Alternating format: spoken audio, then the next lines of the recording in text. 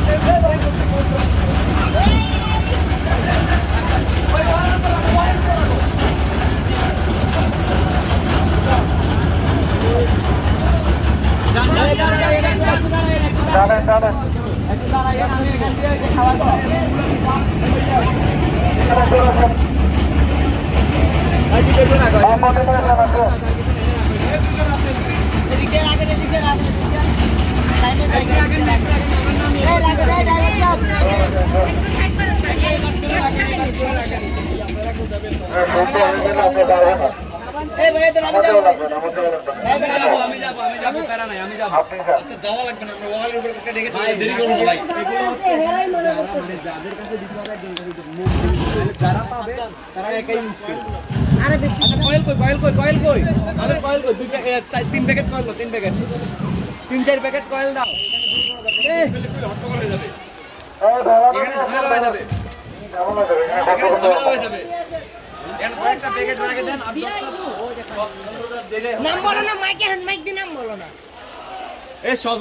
সজল নিচে আসো, সজল নিচে আসো, এটা বলেন।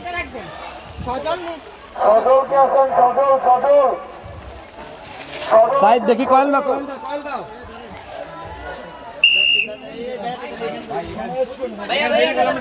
ভাই আমাদের যাইতে হবে,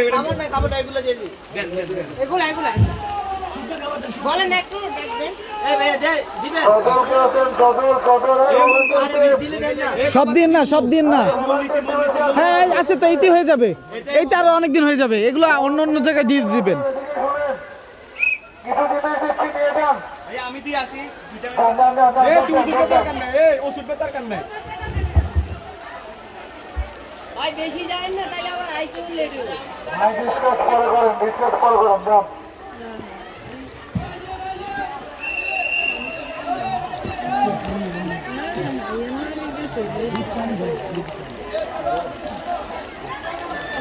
খাবার আছে, সকাল খাবার দেন, এগুলো আছে, চাল ডাল এগুলো লাগবে।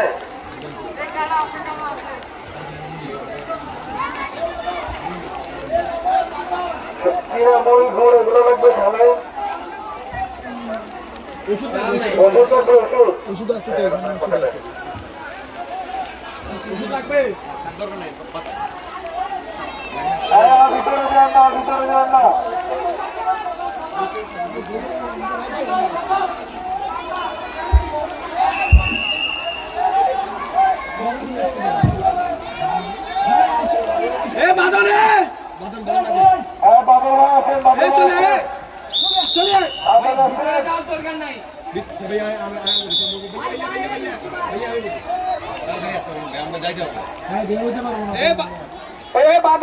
তুমি ভিতরে ঢুকার দরকার নাই, তুমি বাইরে একজনকে দিয়ে তুমি চলে আসো তাড়াতাড়ি, বাইরের অবস্থা খারাপ।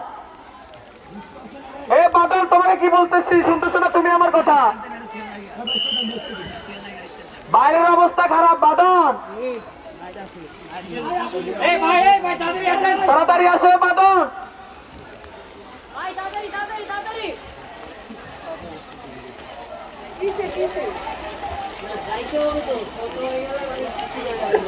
এই আন্টি আপনাদের ওষুধ লাগবে, এই প্যারাসিটামল আছে, তারপরে হচ্ছে বাইরে যাবার ওষুধ আছে, তারপর স্যালাইন আছে, মোমবাতি আছে, অয়েল আছে।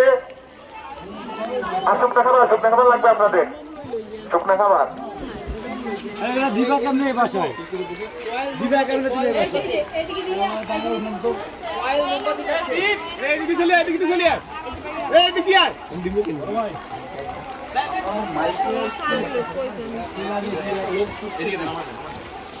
হাসান নামে, বাড়ি নোয়াখালী, এখানে টাওয়ারের কাজ করতে আসছে, এখানে আসতে হাসান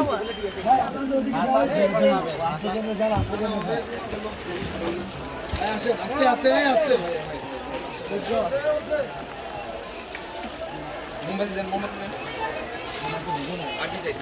এই যে আমাদের জন্য এক প্যাকেট রাখেন নয় বাঁচাতে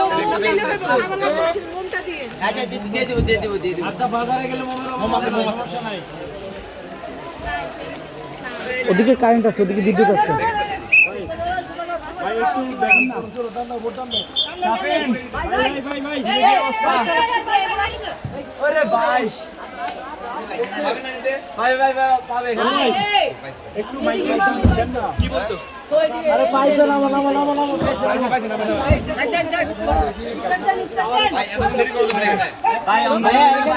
ভাইয়া হাসান রিফন নামে কেউ আছে?